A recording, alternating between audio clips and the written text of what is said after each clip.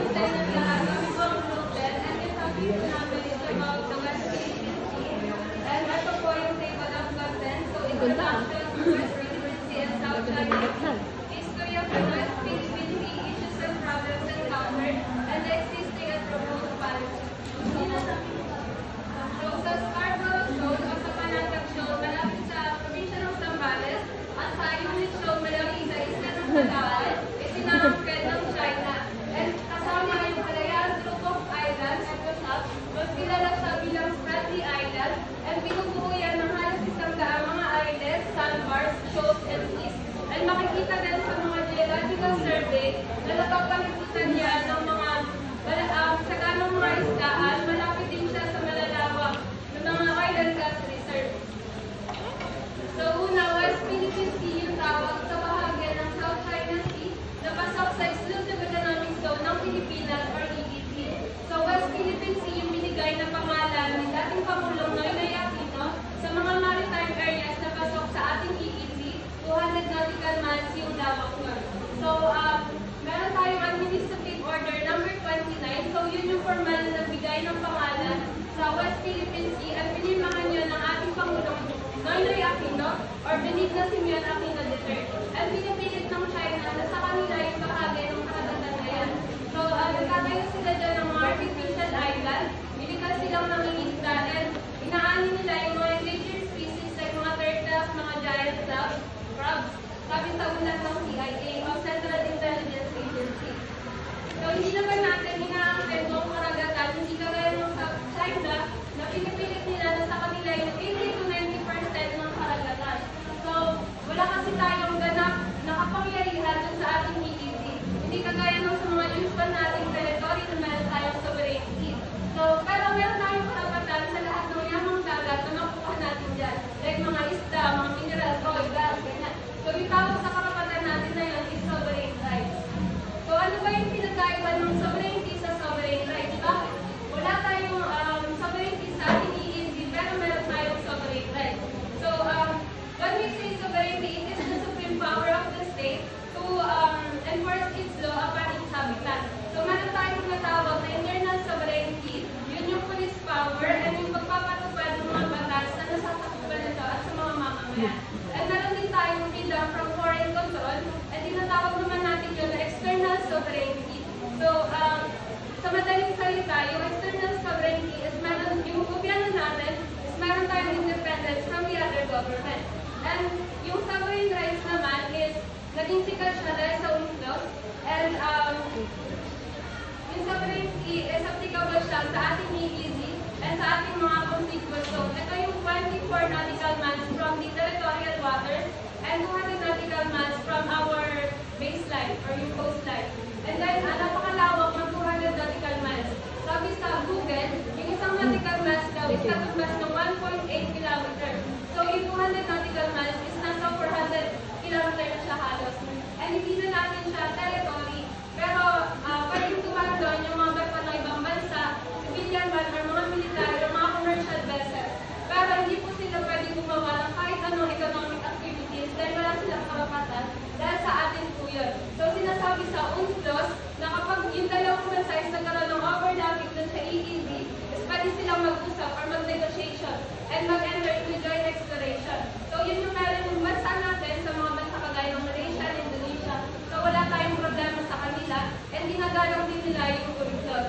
So, wala karapatan yung kahit sino man na mangisda dyan, magparada ng barko or manguha ng mga resources dahil sa ating po yun. And yun, precisely yun po yung ginagawa ng China ngayon. So, nilalabag ng China yung ating sovereign rights. But what's the basis of China? Bakit nila inaano? Mati-discuss po. Okay. So, yung mga yamang dagat nun is para lang siya sa mga Pilipino. Technically, pwede naman mag-share. Pero yun, is kung sobra-sobra yung mga yamang dagat. So, bansang nagmamayari nito. And sa kaso ng Pilipinas, hindi po yun sobra. And pinagbabawal din yun sa ating Constitution. So, nakasaad sa Article 1, Section 2 ng 1987 Constitution na yung bansa natin is kailangan protektahan yung ating maritime wealth in its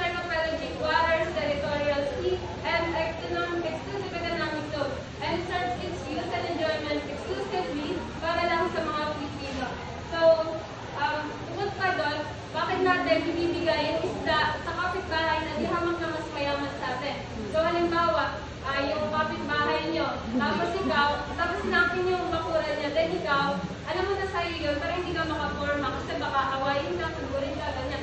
So yan ngayon, yung sitwasyon ng Pilipinas, kontra sa China, kasama na din yung ibang mga bansa, kagaya ng Malaysia, Brunei, and Vietnam. So etong featured dyan siya sa CNN News. So makikita natin dyan yung yellow line, yun yung pinitay ng Pilipinas, then Malaysia naman yung orange, Brunei yung green. Brunei. Then yung color red naman, makikita natin na halos kabuuan ng kadatan is kineclaim siya ng China, and then Vietnam naman yung color blue. So yan yung mga kabansa na umaakit sa bahagi ng South China Sea, dahil pasok daw yan sa kanilang territorial borders. So napakahaba na ng kasaysayan ng mga territorial and maritime disputes sa Spratly Island. So ayon sa CIA o sa Central Intelligence Agency, yung mga bansa na yun, meron silang mga military presence sa Spratly Island. So isa-isay natin. Yung China, meron silang mga Chinese outposts na meron mga airbase with helicopters, helipads, and then meron silang mga naval port facilities and mga surveillance radars, air defense, and mga anti-ship missile sites, and iba pang mga military infrastructure. Then yung Malaysia naman is meron silang 5 outposts sa katimugang bahagi ng isla. Yung malapit sa Sabah is meron sila daw mga outposts na may helicopter landing pads and mga airstrip. And yung Taiwan naman is ina-occupied nila yung Ito Aba Island. Meron sila itong mga outposts and may mga airstrip. And yung Vietnam naman, meron silang halos umigit kumulang ng 50 outposts and 40 platforms. And tinatawag nila yan na Scientific, Economic, Technological Service Station. So, patuloy nila pinapaganda yung kanilang mga outposts. At tayo naman, yung Pilipinas, ina-occupahan natin itong mga isla like Komodo Reef, San Thomas Shoal, Flat Island, Loa Key, Loa Island, Hanshan Island, Northeast Tito Island, and West York Island. So, sa Tito Island, meron tayong mga Coast Guard Service Station na may airstrip. And ina-occupied natin yung halos 9 na mga isla. So, meron dalawang alitan sa pagitan ng China and ng Pilipinas.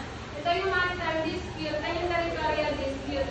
So, sa maritime dispute, ito yung alitan sa pagtatakda ng hangganan ng mga maritime zones ng mga bansa. While yung territorial dispute naman is yung hindi pagkakasundo ng mga bansa kung sino mga estado yung may soberanya doon sa particular na bahagi ng territoryo. And yung maritime dispute sa pagitan ng Pilipinas and China is naresolba na siya sa legal na pamamaraan. Ito ay dahil sa UNCLOS or United Nations Convention on the Law of the Sea. It is the international treaty that establishes rules for the use of world oceans and seas. Then, noong 2013 is nagsamba tayo ng kaso or nagpina tayo ng kaso laban sa China sa Permanent Court of Arbitration. Ito yung korte na tumapag... Where is that? Sa Netherlands. In Netherlands. Yeah, sa Netherlands. And then, ito yung korte na namamagitan sa usaping mga pangdagat. So, noong 2016 is lumabas yung hatol nila and nagkaroon ng kasunduan yung mga bansa kung ano yung karapatan nila sa karagatan at sa mga resources. So, primado din yan ng China and ng Pilipinas and malinaw na sinasabi sa desisyon na walang legal na basihan yung 9-dash line ng China at hindi na naapektuhan yung EEZ ng Pilipinas. So, yung 9-dash line, ito siya, ito yung kanina, ito yung grupo ng linya na binulit ng China sa kanilang mapa based daw sa kanilang historic rights. So, yan na yun yung nagiging basihan ng China ng People's Republic of China sa pag-claim nila ng bahagi ng West Philippine Sea. So, sa arbitra tribunal, yun yung nag-awak ng kaso ng Pilipinas laban sa China sa West Philippine Sea. And nag-decision yun cover sa Pilipinas. Kaya noong July 12, 2016 is na-deklara na yung West Philippine Sea is sa atin. And based on sa ruling noong 2016, ginihit ng tribunal na yung mga pangunahing elemento ng claim ng China, mabilang yung 9-dash line sa West Philippine Sea and yung kanilang reclamation, land activities, and yung mga pangingisda at ibang aktibidad na ginagawa nila sa katubigan ng Pilipinas is labag sa batas. And syempre, sa inaasahan nila, negatibo yung reaction doon ng China sa decision na null and void yung kanilang claim. And yung mga bansa kagaya ng Malaysia at ng Vietnam, kinikilala nila yung decision na sa atin yung easy, pero yung China, hindi nila kinikilala or ginagalang yung arbitral ruling. So, nung nagsampa tayo ng legal case, Very good. Yeah, go ahead.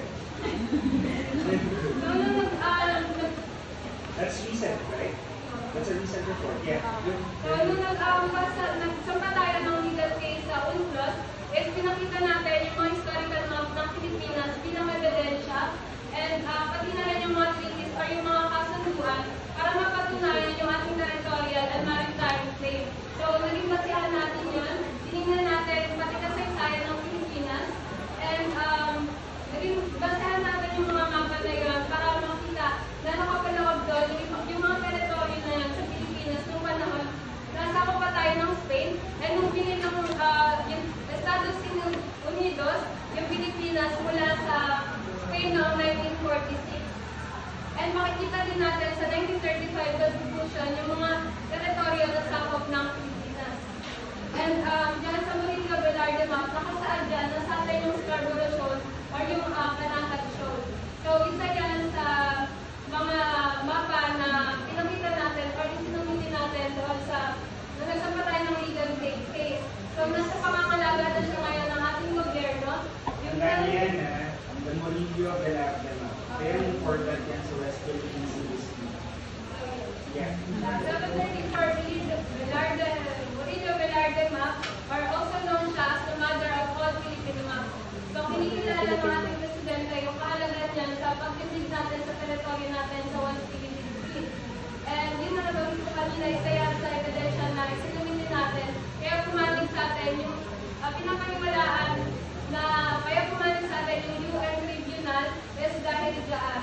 So yun, malakas yung legal claim natin sa West Philippines, hindi kagaya ng China na may pangunahan yung palaban na nila sa atin kasi malakas nila ng military forces.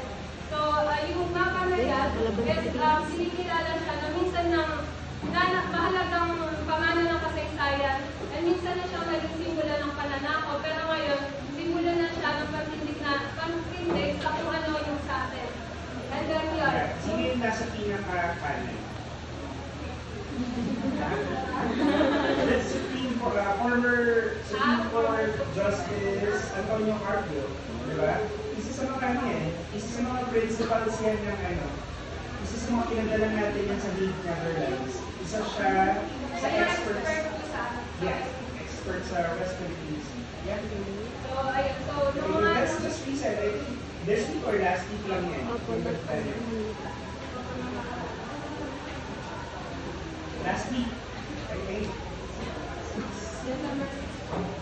Oh yeah, diba? December 6th, Monday. Ano, last week, diba? Go ahead.